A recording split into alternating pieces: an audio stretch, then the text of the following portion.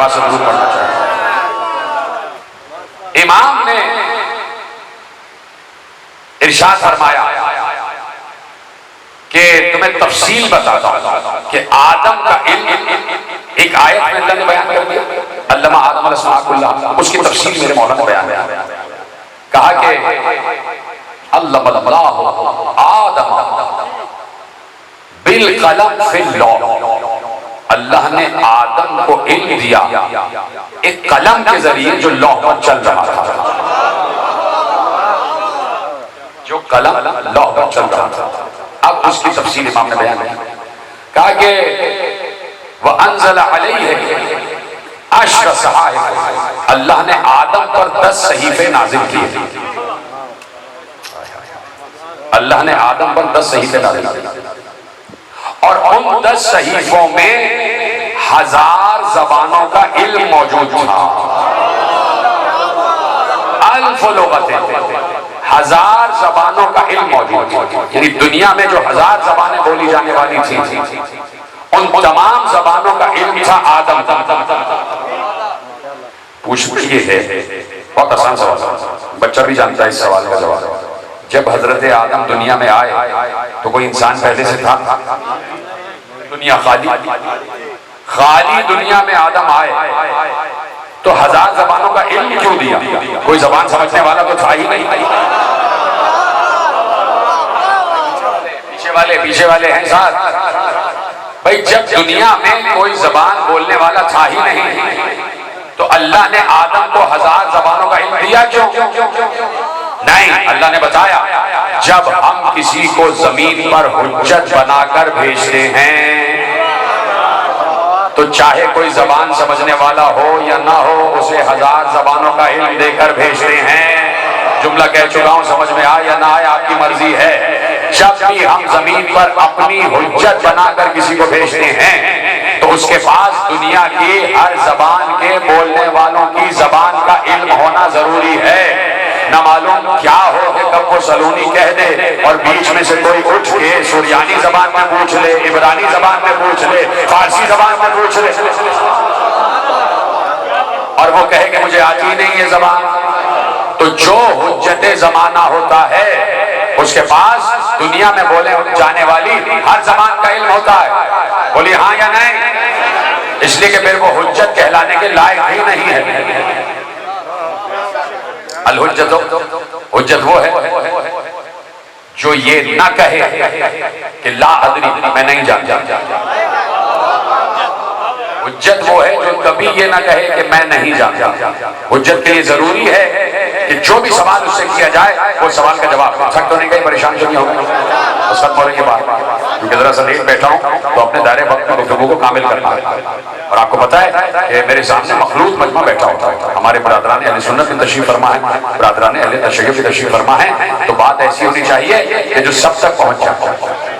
تو 12 ساجدین کو سب مانتے ہیں، اس لیے موضوع رکھا ہے کہ کوئی اختلافی موضوع نہیں، اور میں کبھی بھی ممبر سے اختلافی بات کرنے کا نہ عادی ہوں نہ قائل ہوں۔ صحیح ہے؟ اس لیے میں کہہ رہا ہوں کہ جاگتے رہیے۔ یہ بات میں نے اس لیے کہی کہ جب ادھر ادھر کی بات کرو تو سونے والے بھی جاگ جاتے ہیں، کیا کہنے جا رہے ہیں۔ 2-4 آدمیوں کی آنکھیں بند تھی، اب جیسی میں نے ادھر ادھر کی بات کی تو ان کی آنکھیں کھل گئی آنکھیں۔ اب آگے بات بڑھا، بات آگے بڑھا۔ تو اب حجت وہ ہے کہ جو زمانے میں بولے جانے والی ہر زبان کا علم رکھتا ہو۔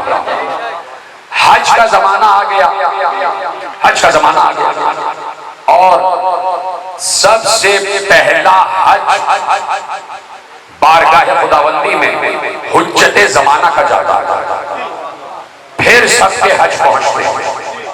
اسی طرح 5 وقت کی نماز میں سب سے پہلی نماز جو بارگاہ خدا میں جاتی ہے وہ حجت کی نماز جاتی ہے، پھر پوری امت کی نماز جا رہی ہے۔ سمجھے نا؟ حج کا زمانہ ہے، اسی لیے ہر امام حج کو ضرور جاتے ہیں، ٹھیک ہے؟ امام حسین السلام نے 25 حج باپیادہ کیے تھے، باپیادہ یعنی پیدل چل کے جاتے تھے مدینے سے مکہ، باپیادہ۔ تو حج کا زمانہ ہے، میرے امام صادق بھی تشریف لائے ہوئے ہیں، پوری دنیا سے لوگ آئے، پوری دنیا سے لوگ کعبۃ اللہ کا طواف کرنے آئے ہیں، بیت اللہ کی زیارت کرنے آئے ہوئے، سب آ گئے۔ حج ختم ہوا، طواف النساء ختم ہوا، صحیح ختم ہوئی، طواف النساء ختم ہوا، احرام کھولا گیا، تقصیر ہو گئی۔ اس کے بعد لوگ یہ اپنے اوپر واجب قرار دیتے تھے کہ اللہ کے گھر کی زیارت ہو گئی، اب حجت اللہ کی زیارت ہو جائے۔ تو جو چاہنے والے تھے وہ پوچھتے تھے کہ کہاں ہے حجت زمانہ، کہاں بیٹھے ہیں، کدھر تشریف رکھتے ہیں، ان کی نشست کہاں پر، تو لوگ ملنے جاتے ہیں۔ تو کئی لوگ ایک ساتھ چلے گئے امام سے ملنے کے لیے، کئی لوگ ایک ساتھ چلے گئے، یعنی دسوں لوگ بیٹھے ہوئے تھے، 250-300 لوگ اس وقت آ گئے اور ایک ساتھ امام کی نشست میں بیٹھے ہوئے۔ امام نے خطبہ دیا، امام صادق علیہ السلام نے خطبہ دیا، خطبہ سب نے سنا، بڑا حسین خطبہ تھا، فصاحت علی ابن ابی طالب کا وارث، بلاغت علی کا وارث جب خطبہ دے گا تو سب مہک ہو کر سن رہے تھے، عظیم ترین خطبہ دیا، خطبہ ختم ہو گیا، باہر آئے۔ اب وہ جتنے لوگ تھے 250-300 لوگ، وہ کوئی ایک زبان بولنے والے تھے نہیں، کوئی ان میں حبش کی زبان بولنے والا تھا، کوئی حجاز کا لہجہ بولنے والا تھا، کوئی یمن کا لہجہ بولنے والا تھا، کوئی سریانی بولنے والا تھا، کوئی عبرانی بولنے والا تھا، کوئی ہندوستان سے آیا تھا تو پراکرت بولنے والا تھا، کوئی فارس سے آیا تھا تو فارسی بولنے والا تھا۔ باہر نکلے تو سب کہنے لگے امام نے کیا عظیم خطبہ دیا ہے، فارس کا انسان بولنے لگا امام کو فارسی بھی آتی ہے، حبش والا بولنے لگا امام کو حبش کی زبان بھی آتی ہے، روم والا بولنے لگا امام کو روم کی زبان بھی آتی ہے۔ سب آپس میں الجھ گئے، کوئی کہہ رہا تھا نہیں امام نے فارسی زبان میں خطبہ دیا ہے، اس نے کہا نہیں حبش کی زبان میں خطبہ دیا ہے، اس نے کہا نہیں یمن کی زبان میں خطبہ دیا ہے، آپس میں الجھ گئے۔ جب الجھے تو فیصلہ کرانے کے لیے پھر امام کے پاس آئے، کہا مولا آپ بتا دیجئے کس زبان میں خطبہ دیا ہے، کہا میں خطبہ دے رہا تھا، تم اپنی اپنی زبانوں میں سمجھ رہے تھے، اس لیے کہ حجت وہی ہوتا ہے جسے ہر زبان کا علم آتا ہو۔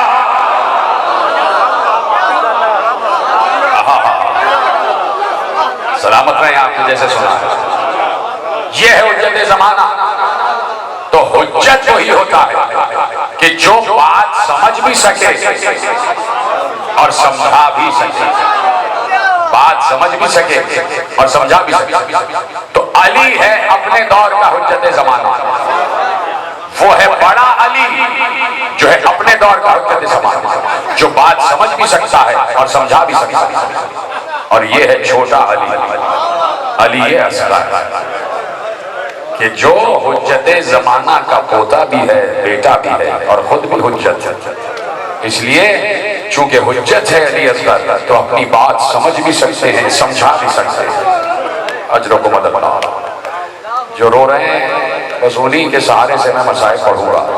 بار بار کیا کہنے سے مجھے بھی شرم آتی ہے، کل بھی کہا تھا کہ جنہیں رونا نہیں آتا وہ گردن جھکا لیا کریں، بس ادب کہہ رہا ہوں، اس لیے کہ مسائل کا ادب یہی ہے کہ جب مسائل پڑھے جائیں تو ہائے کی آواز ضرور نکالو۔ میں اس لیے بار بار رونے کو کہتا ہوں کہ یہ رونا انسان کو انسان بنائے رکھتا ہے، یہ رونا انسان کی انسانیت کو قائم رکھتا ہے۔ جو نہیں روتا وہ شفیع القلب ہوتا ہے۔ اس لیے میں اکثر ایک جملہ کہتا ہوں، یہ جملہ میرا پہنچ جائے، اس کو سلوگن بنا دیں، پیغام بنا دیں، جو چاہے بنا دیں۔ جو عباس کے کٹے ہوئے شانوں پر روتا ہے وہ باہر جا کر کسی کے شانے نہیں کاٹتا۔ جو عباس کے کٹے ہوئے شانوں پر روئے گا وہ کسی کے بازو نہیں کاٹے گا۔ جو علی اکبر کے زخمی جگر پر روئے گا وہ کسی باپ کے سامنے گڑیت جوان بیٹے کو مارے گا نہیں۔ جو سکینہ کے زخمی رخسار پر روئے گا وہ کسی بچی پر تشدد نہیں کرے گا۔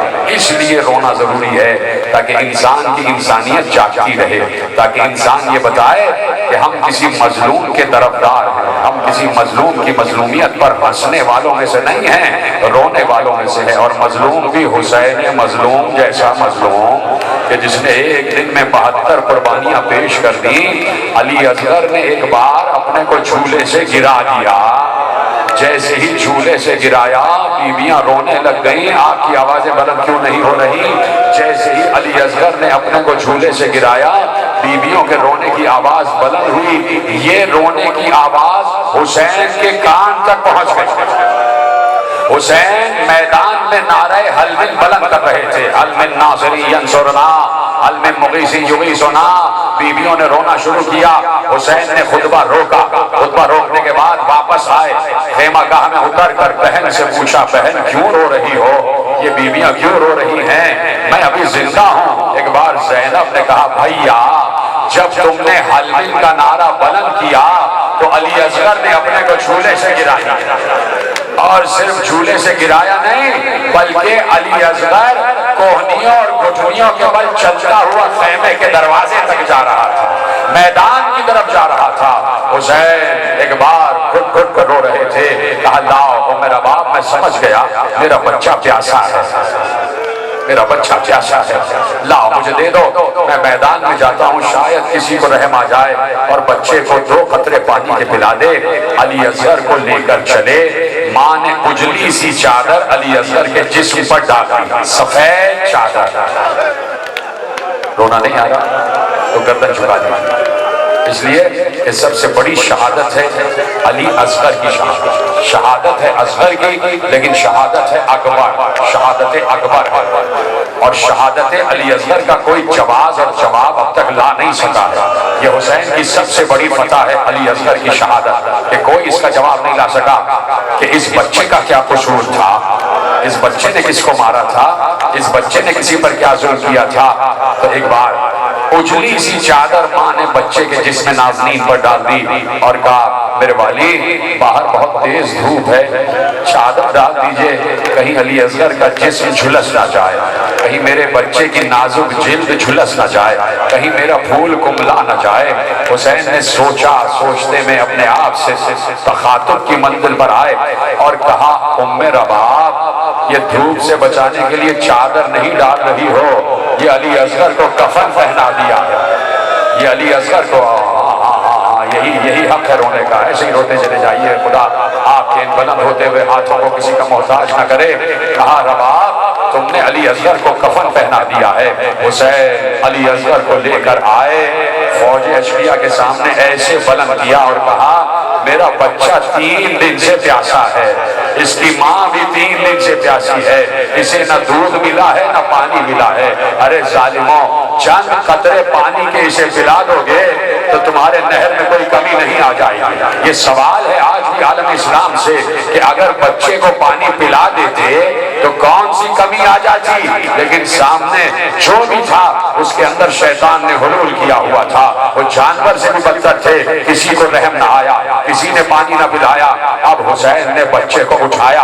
اٹھانے کے بعد بچے کا منہ فوج اشقیہ کی طرف کیا اور بچے کے کان میں کہا اے علی اصغر، اے حجت خدا کے پوتے، ذرا تو خود ان پر حجت کو تمام کر دے، تو خود ان پر حجت کو تمام کر دے. علی اصغر نے جیسے ہی سنا کہ بابا کہہ رہے ہیں کہ حجت کو تمام کر دے، علی اصغر بابا کا مطلب سمجھ گئے. حجت کہتے ہی اس کو ہیں جو بات سمجھ بھی سکے اور سمجھا بھی سکے. ایک بار علی اصغر سمجھے. علی اصغر نے اپنے ہونٹ کھولے. علی اصغر کے ہونٹ نیلے ہو چکے تھے پیاس سے. کیا سن رہے ہو؟ ارے گردن جھکا لو. اگر جونا جانتے ہو تو مجھے دیکھو.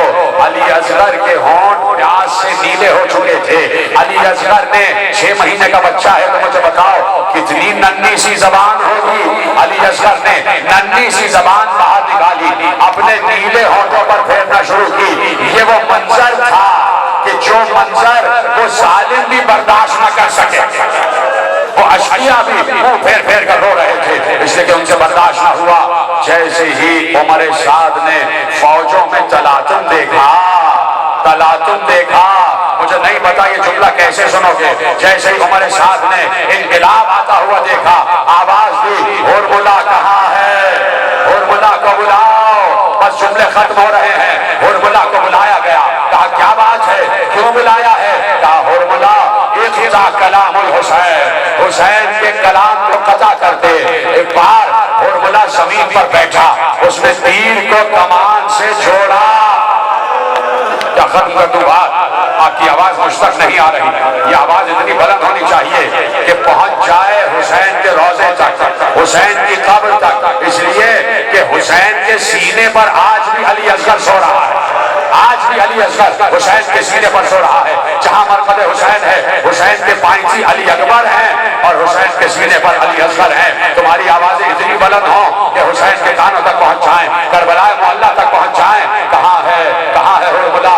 ہرملہ نے تیر کو کمان سے جوڑا، تیر کو کمان سے جوڑا، تیر کو کھینچا، ابھی چلایا ہی چاہتا تھا، بے اختیار تیر زمین پر گرا، تیر اس کے ہاتھ سے چھوٹا، زمین پر گرا۔ اس نے پھر تیر اٹھایا، پھر تیر زمین پر گرا، اس نے پھر تیر اٹھایا، پھر تیر زمین پر گرا۔ جب 3 بار تیر زمین پر گرا تو عمر سعد نے کہا تجھ سے تیر چل کیوں نہیں پا رہا؟